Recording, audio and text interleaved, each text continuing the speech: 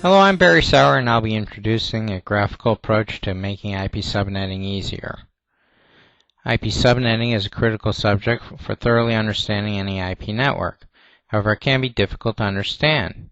I will present a graphical approach using calculator shortcuts. Although IP stands for Internet Protocol, it's a communications protocol used from the smallest private network to the massive global Internet. An IP address is a unique identifier given to a single device on an IP network. The IP address consists of a 32-bit number that ranges from 0 to 4.2 billion. This means that theoretically, the Internet can contain approximately 4.3 billion unique objects.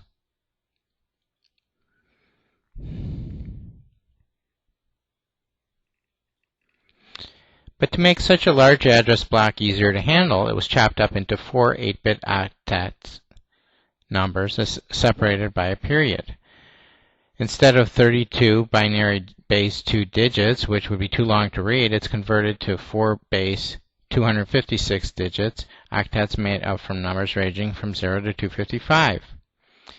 These numbers shown here how IP address is incremented, 0.0.0.0 all the way up to 255.255.255, which is about 4 billion hosts.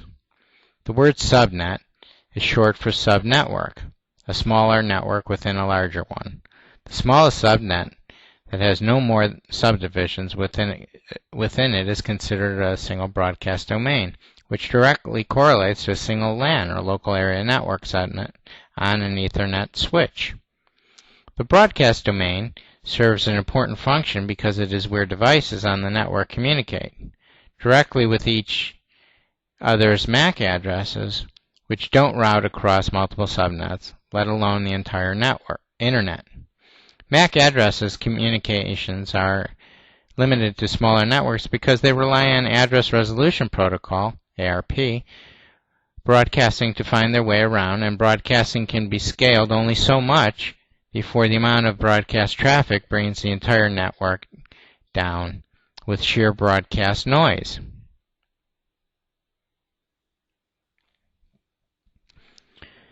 For this reason, the most common smallest subnet is 8 bits, or precisely a single octet, although it can be smaller or slightly larger.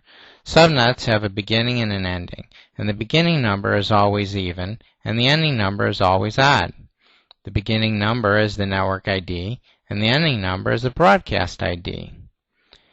You're not allowed to use these numbers because they both have special meaning and special purposes. The network ID is the official designation for the particular subnet, and the ending number is the broadcast address which every device on the subnet listens to. Anytime you want to refer to a subnet, you point to its network ID and its subnet mask, which defines its size. Anytime you want to send data to everyone on the subnet, such as a multicast, you send it to the broadcast ID. I'll show you an easy mathematical and graphical way to determine the network and broadcast IDs later. Over the years, people struggle with the subject of IP subnetting. Many students in IT lack the necessary background in mathematics and have a hard time with the concept of binary numbers. To help close this gap, I'm showing a graphical method of illustrating subnets here.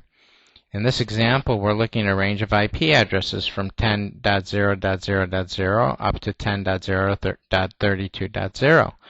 Note that the ending IP of 10.0.32.0 itself is actually the beginning of the next subnet. This network range ends at the number right before it, which is 10.0.31.255. Note, for every bit increase, the size of the subnet doubles in length, along with its number of hosts. The smallest tick mark represents 8 bits, which contains a subnet with 256 hosts. But since you can't use the first and last IPs, there are actually only 254 usable hosts on the network. The easiest way to compute how many usable hosts are in a subnet is to raise 2 to the power of the bit size minus 2. go up to 9 bits, and we're up to 510 usable hosts. Because 2 to the 9th is 512, we don't count the beginning and the ending. Keep on going all the way up to 13 bits, and we're up to 8,190 usable hosts for the entire ruler shown here. Subnets can be subdivided into smaller subnets, and even smaller ones still. The most important thing to know about chopping up a network is that you can't arbitrarily pick the beginning and the ending. The chopping must be along clean binary divisions. The best way to learn this is to look at this subnet ruler and see what's a valid subnet. The green subnets are valid and the red subnets are not. The ruler was constructed like any other ruler, where we mark it down the middle and bisect it. Then we bisect the remaining sections with the shrinking markers every time we start a new round of bisecting. In this sample, there were 5 rounds of bisections. If you look carefully at the edge of any valid or green subnet blocks, you'll notice that none of the markers contained within the subnet is higher than the edge's markers. There's a mathematical reason for this.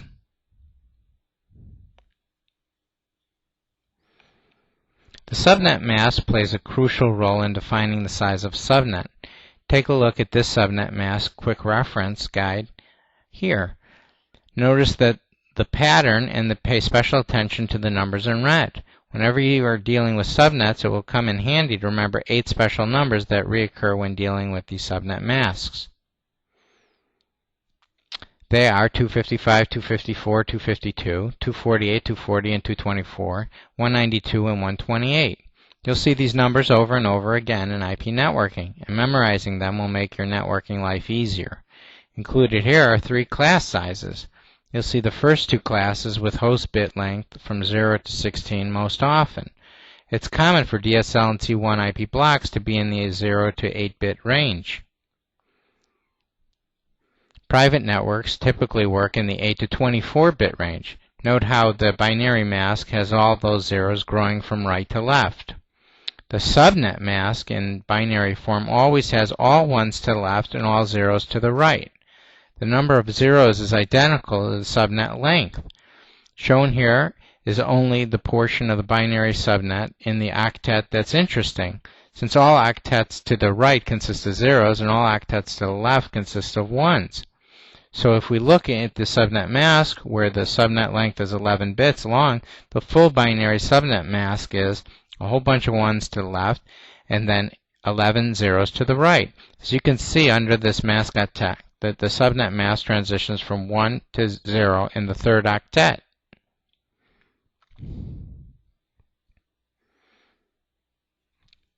The particular binary subnet mask translates directly to base 256 form, 255, 255, 248, and 0.